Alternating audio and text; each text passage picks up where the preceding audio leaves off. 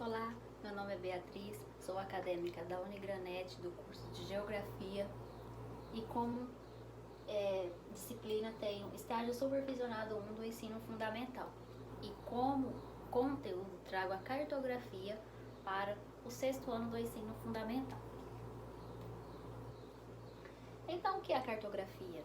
Cartografia é o ramo da ciência geográfica que se preocupa em produzir, analisar, estudar os mapas, Os mapas, cartogramas, plantas e demais tipos de representações gráficas do espaço.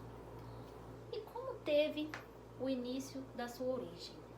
Teve ideia dos povos primitivos, Desde a época das cavernas, os primeiros mapas aparecem junto com desenhos registrados pelos povos primitivos em cavernas.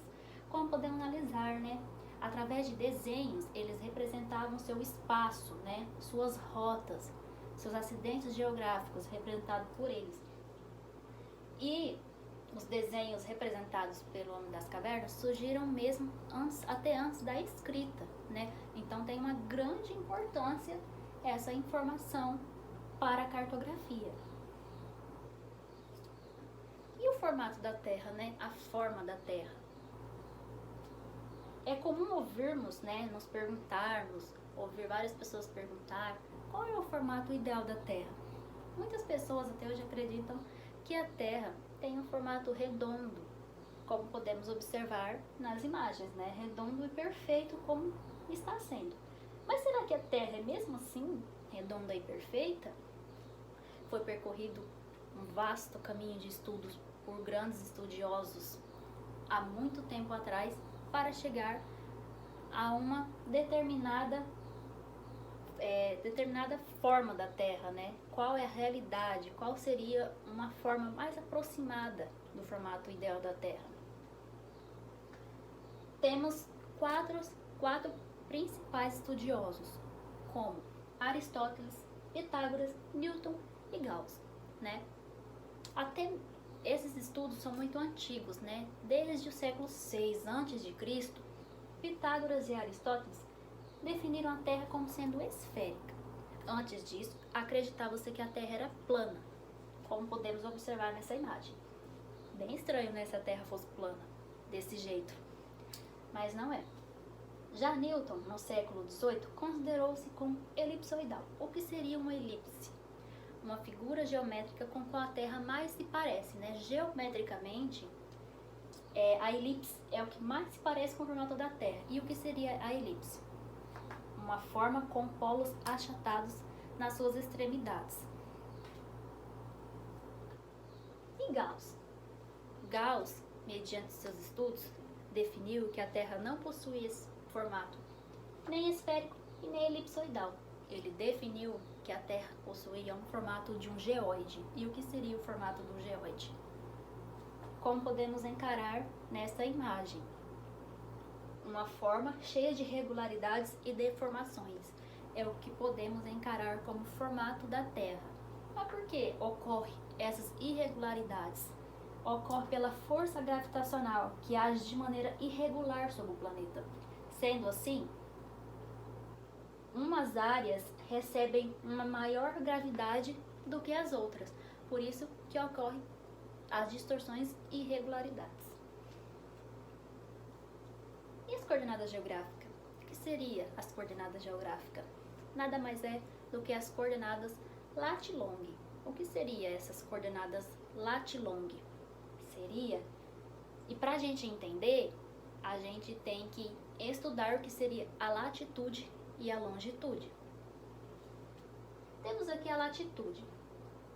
A latitude é a distância em graus de qualquer ponto do planeta referindo à linha do Equador, que seria o marco zero. A linha do Equador, linha imaginária, divide a Terra em norte e sul. Temos 90 graus para norte e 90 graus para sul. Quais são as principais linhas imaginárias, paralelas umas às outras? Temos o Círculo Polar Ártico, o Trópico de Câncer, o Trópico de Capricórnio, que quem não sabe, ele passa no sul de Mato Grosso do Sul. E Círculo Polar Antártico.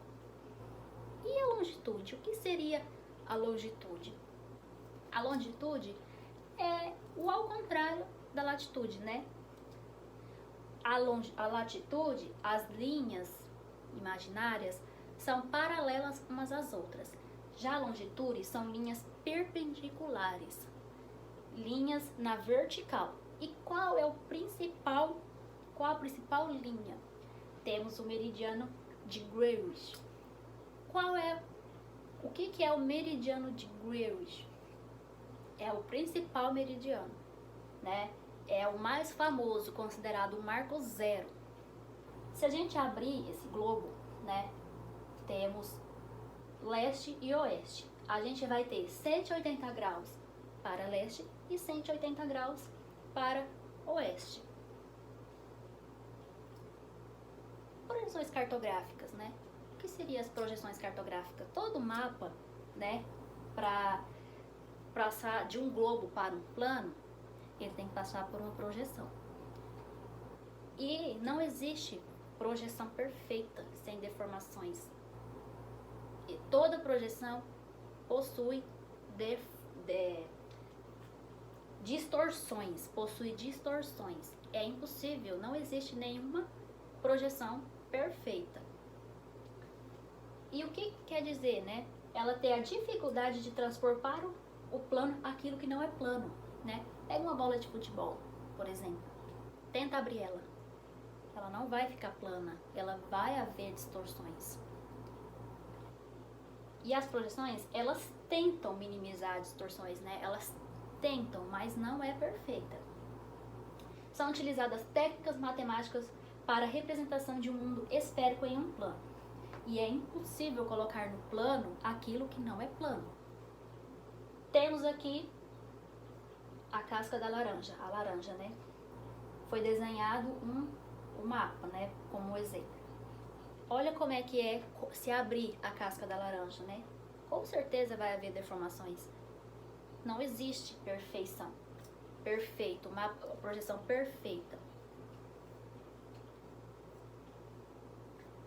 Temos 3 exemplos de projeções. A projeção cilíndrica. Quando que é utilizado mais a projeção cilíndrica?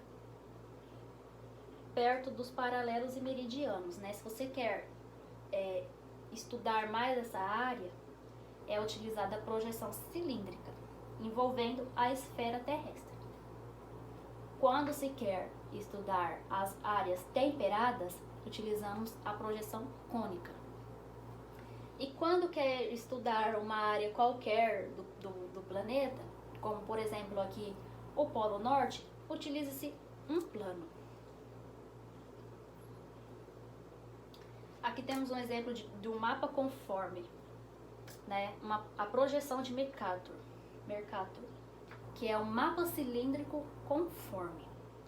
Qual que é esse mapa? Ele é muito utilizado para navegações marítimas.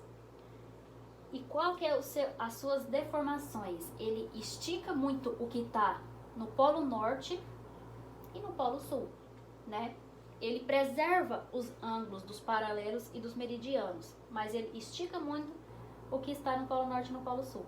Olha o tamanho da Antártida. Não tem sentido nenhum. Olha o tamanho da Groenlândia. Ela está quase do tamanho da América do Sul. E a Groenlândia é 8 vezes menor, né, do que a América do Sul. Olha o tamanho da Rússia. Óbvio, a Rússia é grande, mas não quanto o que aparece aqui no mapa.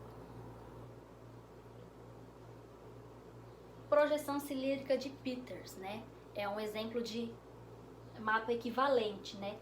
Qual que é as distorções, né? O que ele traz para esse mapa? Ele mantém as áreas, mas distorcem as formas, né? Ele achata as extremidades, o que está nas extremidades. Olha a Antártida, não dá nem quase para ver. Olha o tamanho da Groenlândia, muito menor do que ela é. Então, todas as projeções existem irregularidades, existem distorções, mas cada um tem o seu propósito, né?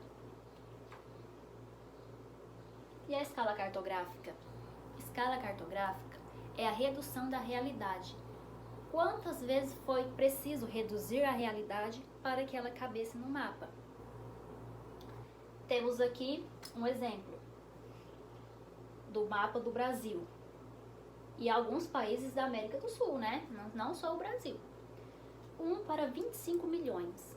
Isso quer dizer que o mapa foi reduzido 25 milhões de vezes para que ela coubesse nesse papel. Aqui temos 4 milhões de vezes. O estado do Rio de Janeiro, ele foi reduzido para que ele coubesse nessa imagem. E na escala cartográfica, qual é a escala maior? O grande erro que ocorre é a pessoa achar que essa é a escala maior. Óbvio, 25 milhões é maior do que 4 milhões, mas na geografia não é assim. A escala maior é a que traz maior detalhes do mapa. O que podemos ver aqui no Rio de Janeiro. Aqui podemos ver até os estados do Rio de Janeiro. Aqui já não dá, porque está muito pequeno. Então, na geografia, a escala maior é aquela que traz mais detalhes de uma região. Aquela que podemos ver mais detalhes. Aqui temos um exemplo de escalas, né? 2 exemplos. A escala numérica e a escala gráfica. Temos aqui 1 para 100 mil. O valor do mapa e o valor da realidade, né? 1 centímetro do mapa equivale a 100 mil centímetros da realidade. Quando não tem unidade de medida, isso se torna em centímetros. E aqui, 0, 50, 100, 150.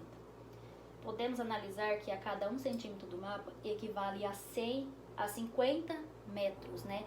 0 a 50, 50 a 100, 100 a 150.